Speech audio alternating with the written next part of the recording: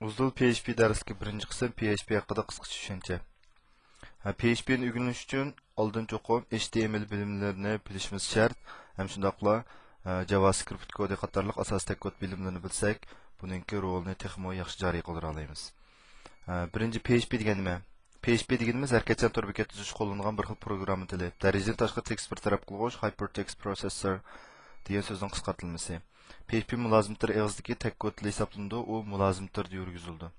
PHP ko'plagan sandallarni qo'llaydi. Masalan, MySQL, Oracle deymiz, Sitebase qatorliq ko'plagan sandallarni hammasini qo'llaydi.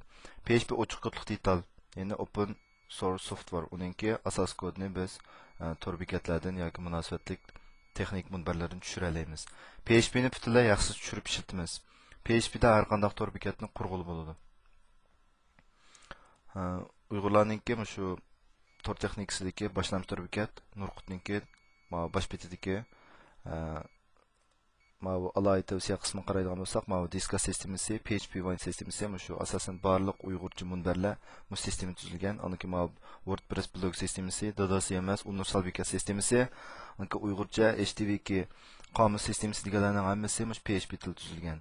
Anki bu munbarniki Nurqut munbarining bekat sistemalari qismini qaraydigan bo'lsak, manada Ilg'or CMS sistemasi, Uyg'urlarniki ASP.NET tuzilgandan boshqa, PHP Kino bekat sistemasi, Drupal, bu bekat qilib qatorliq hammasi degidek PHP tilda tuzilgan.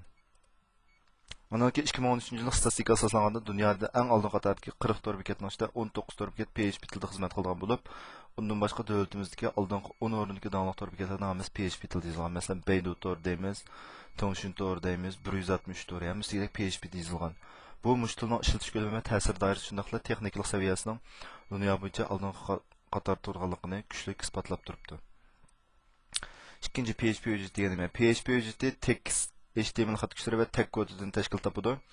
PHP hujjati tor ko'rgishga sub HTML uchurini qaytardi. Ya'ni tor ko'rgishda bu butunlay HTML kodini ko'ra olamiz, PHP ning asli kodini ko'ra olmaymiz. PHP hujjatining kengaytirilgan nomi Chicket PHP molati bo'ldi. Uningdan boshqa bu Chicket PHP 3, lekin PHTML vani hamda ko'p uchirmaydi bizga, lekin ma'qul shakllari bor. Uchinchi MySQL degani nima? MySQL deganimiz, ya'ni MySQL deganimiz sandan mulozimlari bo'lib, u o'lchamlik SQL ni qo'llaydi, ya'ni sandan boshqaruv uchurini qo'llaydi. MySQL ko'plagan usullarda yurgiziladi. MySQL ni butunlay yaxshi tushirib ishlatamiz. Anki PHP bilan MySQL ikkisi qo'shilgan holatda PHP buning programma qismini, MySQL buningki sandan uchur qismini bir taraf qildi. Shuning bilan bu supal qilgan mulozimat supasi holatida bizga mukammal bo'lgan tor bekat ichish muhitini hozirlaydi.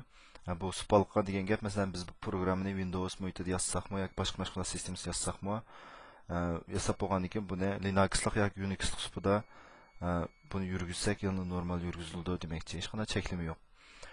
Balki nimish PHP ni ishlatamiz. PHP o'xshamagan supa, ya'ni boshqa sistemlar yurgiziladi. Masalan Windows, Linux, Unix qatorliq. PHP navbatdagi barliq mulozimlarlar bilan sig'isha oladi. Masalan Apache, IIS qatorliq mulozimlarning hammasini yurgiziladi. Organ Tori 3W Chicket, PHP Chicket.net orqali yaxshi tushirib ishlata PHP o'rganish oson, mulozimlarga yurgizish unumi intayin yuqori. 6-chi ishni qayerdan boshlaymiz? PHP o'rganish uchun oldi bilan buniki mulozimlarni qurmasak bo'lmaydi. Qurish uchun sizning mashg'ulot sistemangiz Windows yoki Linux bo'lsin, avval Apache mulozimni quramiz. Andan keyin PHP ni qachlaymiz, MySQL ni qachlaymiz. Mush 3 mashg'ulotni qilib bo'lgandan keyin biz kompyuterimiz orqali bevosita PHP programmasini yurgiza olamiz. Agar bu muhit qurishni avvalchilik deb ko'rsak, undaqda bu muhit qurish detallari bor. Shuni bevosita qachilgandan keyin ham ishlatkili bo'lgan. Hamma yerda 9 detalning ismi berildi. Bunda masalan PHP na bilan PHP stadni deyni men ham ko'proq ishlatmayman. Turdashlarga mushkisini ishlatishni tavsiya qilmayman. Undan qolsa VM serverni